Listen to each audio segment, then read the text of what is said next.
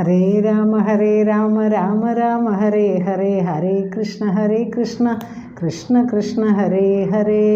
രാമായണത്തിൽ പ്രധാനപ്പെട്ട 6 കാണ്ഡങ്ങളാണ്: ബാലകാണ്ഡം, അയോധ്യാകാന്ഡം, ആരണ്യകാന്ഡം, കിഷ്കിന്ധാകാന്ഡം, സുന്ദരകാന്ഡം, പിന്നെ യുദ്ധകാന്ഡം. അത് കഴിഞ്ഞിട്ട് വരുന്ന ഭാഗത്തിന് ഉത്തര രാമായണം എന്ന് പറയുന്നു. അങ്ങനെയാണ് അധ്യാത്മരാമായണം എഴുത്തച്ഛൻ എഴുതിയ അധ്യാത്മരാമായണം ചിട്ടപ്പെടുത്തിയിരിക്കുന്നത്.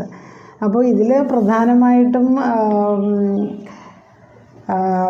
നമ്മൾ ബാലകാണ്ഡത്തിലൊക്കെ ശ്രീരാമ അവതാരത്തെക്കുറിച്ചും, അയോധ്യാകാന്ഡത്തിൽ രാമ അഭിഷേക ആരംഭവും അതിൻ്റെ വിഘ്നവും, പിന്നെ വനയാത്രയെക്കുറിച്ചുമാണ്. ആരണ്യകാന്ഡത്തിൽ പല പല ആശ്രമങ്ങളിൽ താമസിക്കുന്ന കാര്യങ്ങളും പറയുന്നുണ്ട്. പിന്നെ കിഷ്കിന്ധാകാന്ഡത്തിൽ സുഗ്രീവനും ഹനുമാൻ